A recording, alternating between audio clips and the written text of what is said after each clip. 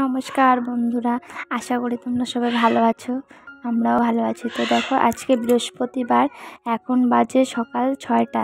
তো আজকের ভিডিওটা আমি এখান থেকে শুরু করছি। তো সকালে উঠেই কিন্তু আমার সমস্ত বাসি কাজ টাজ করে নিয়ে তারপরে কিন্তু আমি স্নান করে চলে এসেছি, যেহেতু আজকে বৃহস্পতিবার সকাল সকাল পুজোটা দিয়েই নিব। তো দেখো, এখন কিন্তু আমি পুজো দিতে চলে এসেছি। ঠাকুরের বাসন টাসন, তারপরে ফুল টুল কিন্তু আমি তুলে নিয়েছি। মানে তো প্রদীপটা ধরিয়ে নিলাম আর ধূপকাঠিটা। এখন পুজোটা শুরু করব। চন্দন টন্দন বেটে নিয়েছি, তারপরে আর কি ঘর টর সাজানো।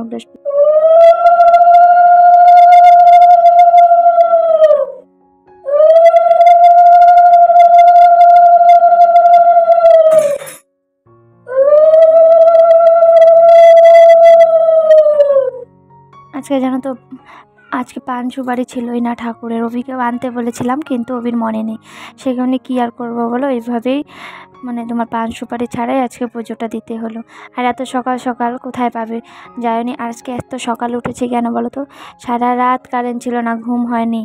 তো ভোরবেলার থেকে আবার কারেন্ট চলে গেছিলো, রাত্রে একটু আসছিলো। তারপরে তো আমি 4টার দিকে উঠেছি। তো কী করব, সব কাজ টাজ করে স্নান করে পুজোটা দিয়ে নিচ্ছি। বসে থাকবো আর কি, তার থেকে কাজগুলো করে নিলেই যত তাড়াতাড়ি করতে পারবো তত তো আমারই ভালো, বলো। একাই করতে হয়, তো বসে থাকলে তো আর কোনো লাভ নেই যে আমি বসে থাকবো কেউ একটা করে দেবে, সেটা তো না। সেই কারণে নিজের কাজ নিজেকেই গুছিয়ে করতে হয়।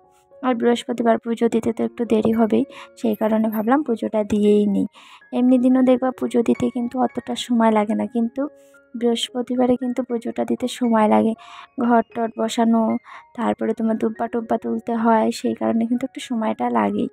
আর আগের দিন কিন্তু দুব্বা টুব্বা তুলে থুই না, কারণ একটু শুকিয়ে শুকিয়ে যায়, সেই কারণে। তো দেখো, এখন কিন্তু আমি ঠাকুরের চরণে ফুলটা দিয়ে নেব। ঘরটা কিন্তু আমি বসিয়ে নিয়েছি। আর এখন এইটা ঠাকুরকে সেবা দিয়ে নেব। আজকে দিয়েছিলাম খই, চিনি, নকুলদানা দিয়ে সেবাটা দিয়ে নিয়েছি ঠাকুরকে। তো দেখো, আগের কিন্তু আমার ঠাকুরটা নিচে ছিল, এখন এই ডাইনিং টেবিলের উপরে ঠাকুরটা পেতেছি। তো আগে তো ডাইনিং টেবিলটা ফাঁকা ছিল না, সেই কারণে এখন টেবিলটা বেকার থাকবে, তো আমি ভাবলাম ঠাকুরের আসন দুটো এইটার উপরে বসিয়ে দিই, ভালো হবে। বৃহস্পতিবার আমি পূজা করি, কিন্তু লক্ষ্মীর পাঁচালি পড়া হয় না, জানো তো। আমি মানে বেশি দিন হয়নি তো ঠাকুরের আসনগুলো পেতেছি, সেই কারণে। আগে তো ঠাকুর আসন ছিল না, এখন এই যে মানে ঠাকুর ছিল এমনি, কিন্তু মানে এইভাবে আর কি পুজো দেওয়া হতো না আর কি। শুধু ধূপকাঠি বা প্রদীপটা ধরিয়ে দিতাম, কিন্তু এখন তো আমি ভালো করে ঠাকুরের আসন টাসন পেতেছি। লক্ষ্মীর ঘরটাও কতদিন হলো পেতেছি। এখন একটা আর কি লক্ষ্মীর পাঁচালি কিনবো, যখন পুজো করব তখন পরবো, নয়তো সন্ধ্যার দিকে পরবো আর কি, সন্ধ্যাবাতি দেওয়ার সময়। তোমরা বলো তো, পুজো দেওয়ার সময় করলে ভালো হয় না সন্ধ্যা দেওয়ার সময়? দেখো, পুজো টুজো কিন্তু আমার দেওয়া হয়ে গিয়েছে। ওইদিকে আমি চাটা খেয়ে সকালের ভাতটা বসিয়ে দিয়েছিলাম, সকালে খাওয়া দাওয়ার পরে তারপরে আর কি ছেলেকেও খাইয়ে দিয়েছি। তারপরে এখন এই দেখো চলে এসেছি দুপুরে রান্না করার জন্য। আর যা গরম পড়েছে, রান্না মানে সকাল সকাল যদি করে রাখি নষ্ট হয়ে যায়, আর একটু দুপুরে যদি আবার রান্নাঘরে আসি তাহলে তো আরও গরম লাগে। গরমে মানে মাথা ঘুরে, এত গরম। আর রান্নাঘরে যেহেতু জানালা নেই, আর লাইট জ্বালিয়ে কাজ করতে হয়, দেবে আরও গরম লাগে। আর ফ্যান তো চালানোই যায় না, ফ্যান চালালে ঘরটা পুরো গ্যাস হয়ে যায়। সেই কারণে আমি রান্না করার সময় ছেলেকে বাইরে বের করে দিই, বারান্দায় আর কি খেলে। আমি ঘরে থাকতে পারি না, আর ওরা তো ছোটো বাচ্চা, ওরা কি থাকতে পারবে বলো। তো দেখলেই তো, মাছগুলো ভেজে নিয়েছি। এখন একটু মাছের মাথা দিয়ে চাল কুমড়োটা বানাবো। চাল কুমড়োটা সকালেই কেটে রেখেছি, তাহলে আগিয়ে যাবে আর কি। যখন যদি সবজি টবজি কাটা থাকে না, তো দেখবে রান্নাটা কিন্তু তাড়াতাড়ি হয়ে যায়। এখন দেখো, একটু কালো জিরে ফোড়ন দিয়ে তারপরে চাল কুমড়োটা দিয়ে দেবো। তারপরে একটু হলুদ লবণ দিয়ে মাখিয়ে দেবো, জল উঠবে, সেই কারণে অত বেশি কিন্তু লবণ দেবো না। দেখবে সবজিটা এতটুকু আছে, কিন্তু যখন জলটা মানে মিশে বের হবে, তখন কিন্তু সবজিটা একটু হয়ে যাবে। তো বেশি লবণ দিলে কী হবে বলতো, লবণটা কিন্তু কড়া হয়ে যাবে। মনে হয় অনেকগুলো, কিন্তু যখন রান্নাটা হয়ে যাবে তখন তো কমে যাবে। এই কারণে একটু লবণ দিয়ে নিচ্ছি। আর চাল কুমড়োতে মাছের মাথা দিয়ে কিন্তু আজকে আমি সম্পূর্ণ ভাতটা খেয়েছি, জানো তো। তরকারি খেতে ইচ্ছা করছিল না, এত গরমের মধ্যে ডাল টাল হলে ভালো লাগে, মাছের তরকারি আমার ভালোই লাগছিল না। সেই কারণে আজকে কিন্তু চাল কুমড়োটা দিয়ে আমি সম্পূর্ণ ভাতটা খেয়ে নিয়েছি। তো দেখো, চাল কুমড়োটা কিন্তু আমার প্রায় মানে লবণ টবণ দিয়ে নিয়েছি। এখন একটু ঢাকা দিয়ে নিব, তারপরে ঢাকাটা উঠিয়ে কিন্তু আমি একটু হলুদও দিয়ে দিয়েছিলাম। এখন তো মাছের জন্য মশলাটা করে নিব। আর মিক্সির জন্য জানো তো এপাশে একটা মানে বোট বানাতে লাগবে, নাহলে একটু কষ্ট হয়ে যায়।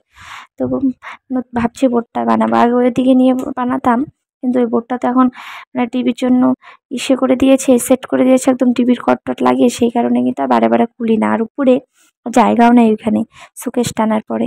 তো ভাবছি এখানে একটা বোট লাগাবো, তাহলে সুবিধা হবে। তো দেখো এখন কিন্তু আমি মাছের জন্য মশলাটা করে নিচ্ছি। পেঁয়াজ দিয়েছি, কাঁচা লঙ্কা আর গোটা জিরে দিয়ে আর একটু ধনিয়া গুঁড়া দিয়ে মশলাটা করে নেব। আর মাছটা বানাবো আজকে আলু আর কচু দিয়ে কিন্তু মাছটা বানিয়ে নেব। দেখো মশলাটা হয়ে গেলে আমি দেখবো যে চাল কুমড়োটা কতটা হয়েছে আর কি। আমি ওইদিকে দেখছিলাম, ছেলের সাথে কথা বলছিলাম, ডাকছিল তো সেই কারণে। দেখো এখন কিন্তু চাল কুমড়োটা প্রায় রেডি হয়ে গেছে। মাছের মাথাটা দিয়ে আর একটু নাড়াচাড়া করে মানে একটু নরম নরম করে মাখা মাখা করে নামিয়ে নেব। তার এত গরমে তোমার রান্না করতে ইচ্ছে করছিল না। আর ওই পাশে কিন্তু আমি ভাতটা বসিয়ে দিয়েছি। তো এই গরমের মধ্যে রান্না করতে খুবই কষ্ট হয়। খোলামেলা রান্নাঘর হলে কিন্তু ভালো হয়। আর এই পাকা ঘরগুলোতে এত গরম যে উপরে তো ছাদ, মানে উপরে যদি কিছু একটা ঘর থাকতো তাহলে কিন্তু এতটা গরম লাগতো না। আর রান্নাঘরেও একটা জানালা নেই, সেই কারণে আরও বেশি গরম লাগছে। রান্না করতে করতে মানে পুরো একবারে স্নান করে নিয়েছি। তো দেখো ওই সাইডে কিন্তু আমি ভাতটাও বসিয়ে দিয়েছি আর এই সাইডে সবজিটা বসিয়ে দিয়েছি। তো এখন দেখো রান্না টান্না হয়ে আমি আবার যাবো স্নান করতে, কারণ তো গরম। তারপর কিন্তু সকালে স্নান করেছি, আবার করবো। তো এখন দেখো এই যে চাল কুমড়োটা প্রায় হয়ে এসেছে। এখন এই যে মাছের মাথাগুলো দিয়ে দেবো, দিয়ে একটু নাড়াচাড়া করে তারপরে নামিয়ে নেব। তারপর আর কি সবজিটা বানাবো।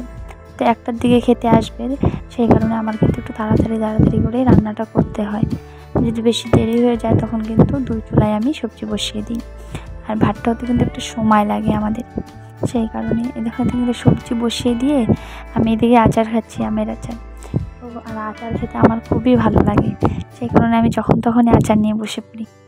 তো আচার টাচার খেয়ে তারপর দেখো আমি কিন্তু আর ভিডিওটা শ্যুট করে নিই, কারণ কারেন্ট চলে গেছিলো। আর গরমের দিনে না কারেন্টটা বেশি মানে যায় আর আসে, সেই কারণে আর ভিডিওটা করা হয়নি।